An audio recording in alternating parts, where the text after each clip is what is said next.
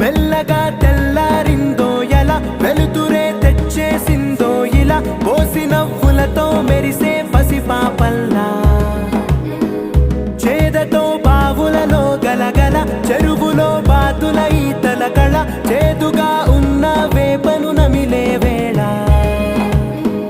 చుట్ట పొగ మంచుల్లో, చుట్టాల పిలుపుల్లో, మాటలే కలిపేస్తూ మనసారా మమతల్ని పండించి